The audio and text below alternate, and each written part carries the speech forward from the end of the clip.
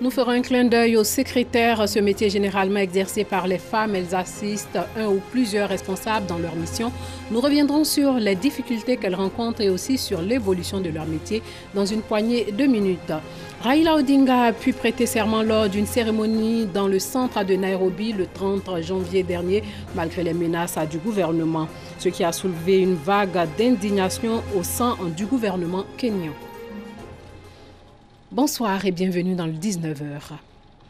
Un véhicule particulier de type 4x4 a fait une chute dans la lagune sous le pont de Gaulle, ici même à Abidjan. Bilan, un mort. La victime est de peau blanche et le véhicule a été sorti de l'eau.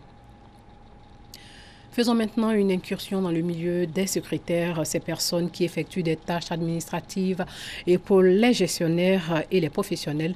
L'anticipation, la planification, l'accueil des visiteurs font partie de leur mission.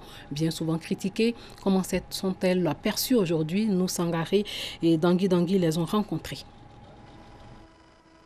Maillon important dans la chaîne de production, la secrétaire est considérée comme la vitrine d'une entreprise. Parler aux visiteurs avec courtoisie, répondre aux appels, coordonner, rédiger, recevoir puis classer les documents, ce sont entre autres les missions assignées aux secrétaires. La secrétaire, c'est celle-là qui ouvre la porte et qui la ferme. C'est-à-dire quoi? Le matin, elle est là, la première, et le soir, elle vérifie que son patron est parti, elle ferme le bureau, elle arrange tout, elle fait son classement. Et ensuite, elle rentre à la maison. Quelquefois, sa vie est confondue à son métier. Et je pourrais dire que toutes celles qui ont choisi ce métier n'ont pas eu tort de choisir le métier de secrétaire. Parce qu'il faut avoir de l'intelligentsia, il faut être très doué. Actrice incontournable au sein d'une entreprise, les secrétaires font souvent l'objet de reproches dans l'exercice de leurs fonctions. Lorsque vous allez soit pour un rendez-vous ou bien pour une prise de contact, d'abord il y a l'accueil. Souvent il y a des heures, franchement, elles ne sont pas d'humeur, je ne sais pas pourquoi. Le traitement des dossiers ou bien la suivi des dossiers n'est pas aussi efficace tel qu'il le faut parce que l'administration, c'est la rapidité et puis un programme doit être respecté quand on envoie un dossier, mais souvent c'est trop lent avec elle. Après des humains de la maison, elle venait ça au bureau. De toute façon, le plus souvent aussi, ce qui ne me plaît pas chez la secrétaire, tu lui parles même et puis elle attend de manipuler son téléphone. Elle joue avec son téléphone. Maintenant, sa grande surprise, quand elle finit de jouer à son téléphone, elle se rend compte qu'il y a quelqu'un assis en face d'elle. Et puis elle te repose la même question. Pendant ce temps, elle a déjà dit que je suis venu voir ton patron. Il faut prendre des personnes qui sont un peu plus mûres, qui peuvent mieux amener les gens à venir vers les patrons. Mais il ne faut pas prendre des gens qui ne peuvent pas amener les gens à venir vers les patrons. Manque de courtoisie, lenteur, négligence dans le suivi des dossiers, des reproches que certaines secrétaires tentent d'expliquer. C'est juste un préjugé. C'est parce que ces personnes n'ont pas pu rencontrer véritablement ce que c'est l'assistant de direction. Certainement qu'au moment où ces personnes sont arrivées dans le service, l'assistante était certainement de mauvaise humeur. Mais sinon, l'assistante de direction, c'est celle-là même qui apporte vraiment, qui est le miroir de la structure. Elle apporte joie, paix, et de telle sorte que le client qui arrive est vraiment à l'aise de déposer son dossier qu'il a déposé tranquillement. C'est pas juste parce que dans toutes les corporations, on trouve des mauvaises graines. Moi, je ne peux pas vous dire aujourd'hui que la secrétaire, c'est la meilleure graine. Nous sommes en train de faire mains et pieds pour aider nos secrétaires à s'améliorer, à aller vers l'excellence. Ces dernières années, le métier connaît une évolution fulgurante. De sténodactylo à secrétaire bureautique, aujourd'hui l'on parle de plus en plus de l'assistant de direction avec une ouverture sur le digital. Aujourd'hui, la secrétaire de direction, elle est comme la seconde du patron. Elle a plus de responsabilités aujourd'hui, d'où le thème assistante de direction. La tâche de la secrétaire, dans le passé, se limitait un peu à la saisie du courrier, à la réception des choses, des visiteurs. Bon, c'était un peu limite, quoi. Mais aujourd'hui, elle s'implique vraiment dans la vie de la société. Nous allons plus accentuer nos travaux sur la nouvelle technologie. Parce qu'aujourd'hui, si tu n'as pas d'Internet, tu n'as pas de Wi-Fi, tu ne connais rien à la nouvelle technologie, on peut dire que tu n'es rien.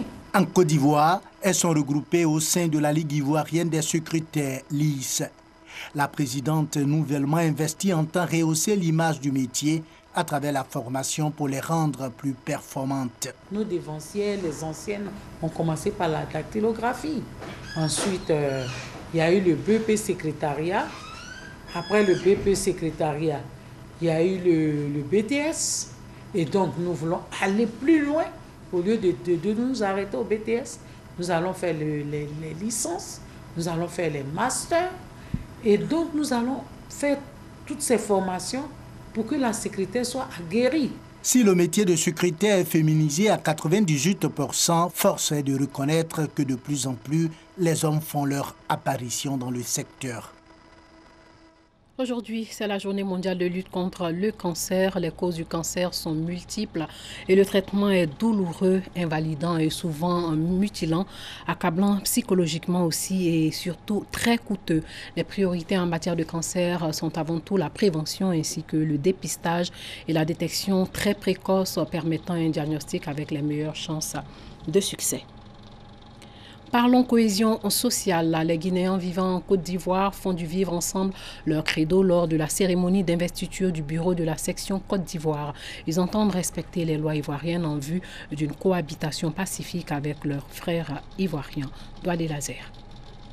Les Guinéens vivant en Côte d'Ivoire prônent la cohésion et la cohabitation pacifique avec les Ivoiriens. Ils étaient réunis à l'ambassade de la Guinée où le bureau de la section Côte d'Ivoire a été investi. Les priorités, c'est d'unir tous les Guinéens ensemble pour parler de la même voix et respecter les lois ivoiriennes et les autorités ivoiriennes et le peuple ivoirien qui nous a si aimablement accueillis dans leur pays. Le représentant du ministre de l'Intégration et des Ivoiriens de l'extérieur, l'ambassadrice de la Guinée en Côte d'Ivoire et le représentant de la CEDEAO ont tous abondé dans le sens de la coexistence pacifique et du respect des lois du pays d'accueil. Il faut que la diaspora des Guinéens participe à ce vaste programme de développement. Et pour pouvoir participer à ce vaste programme de développement socio-économique, il faut qu'on organise nos ressortissants. La vision des chefs d'État de la CEDEAO pour 2020 est de passer de la CEDEAO des États à la CEDEAO des peuples. Et cet objectif ne peut pas être atteint tant que les communautés ne sont pas organisées. Nous sommes donc tenus de les accompagner dans cette organisation, de les soutenir, de sorte que cette organisation puisse atteindre toute l'Afrique pour que nous puissions bénéficier de l'intégration. Les Guinéens vivant en Côte d'Ivoire sont estimés à plus de 2 millions. À Kwakou-Sekro, village de la région de Lifou, l'agriculture est la principale activité des populations et les jeunes s'intéressent à la culture de denrées de première nécessité comme Barthélémy Agba Kwasi, un jeune du village propriétaire de plusieurs plantations. Ce jeune agriculteur persévère même en période de sécheresse. Il incite ses pairs à faire de l'agriculture le socle du développement et de leur localité. Alain Essoua et Kwadio Kwami reviennent de Kwakou-Sekro. Barthélémy Agba est un inconditionnel du monde rural.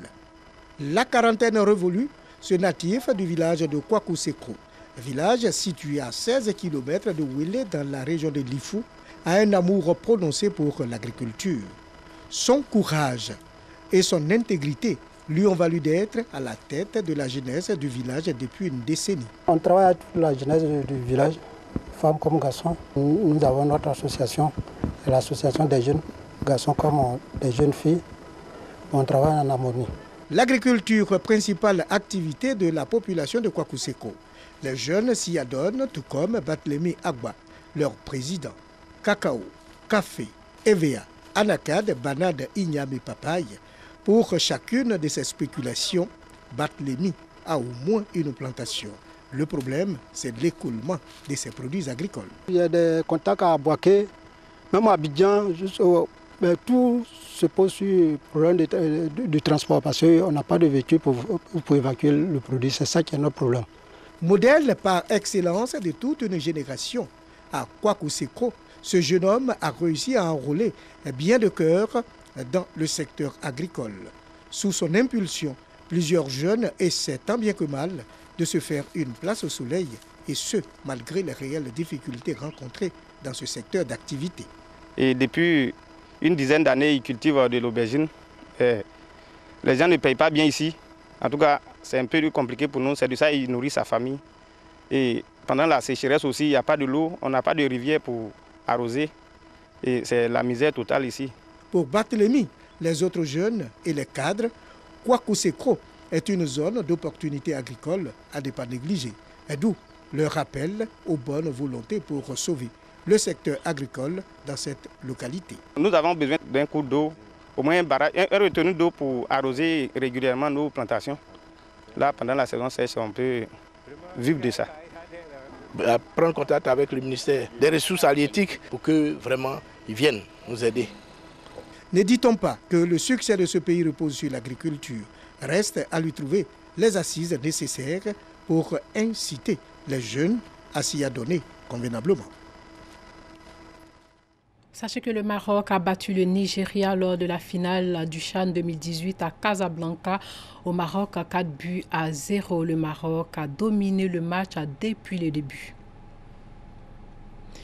Et puis l'opposant Raila Odinga prête serment pour devenir le président du peuple devant des milliers de partisans.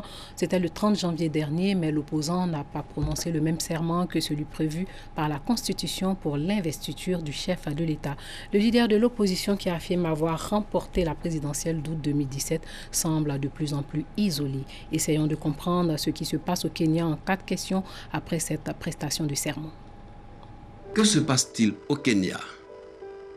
Raila Odinga prête serment comme président du peuple de la République du Kenya le 30 janvier 2018, malgré sa défaite électorale en 2017 et les avertissements des autorités. L'opposant a prêté serment, Bible en main, devant des milliers de partisans rassemblés dans le centre de Nairobi lors d'une cérémonie dont la diffusion par les médias avait été interdite.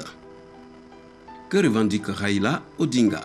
Depuis 3 mois, le vétéran de la coalition de l'opposition kenyane, la NASA, affirme que des fraudes électorales l'ont privé de la victoire à la présidentielle d'août dernier. Il a ainsi justifié son refus d'accepter la réélection du président sortant, Uhuru Kenyatta, après des mois de troubles où, selon des défenseurs des droits de l'homme, 92 personnes ont été tuées. Au-delà du ressentiment personnel d'être roulé dans la farine, il lui est, sans doute, difficile de trahir la mémoire des nombreux martyrs tombés sur les champs de bataille. Quelle est la réaction du gouvernement kenyan? La réaction d'en face ne s'est pas fait attendre.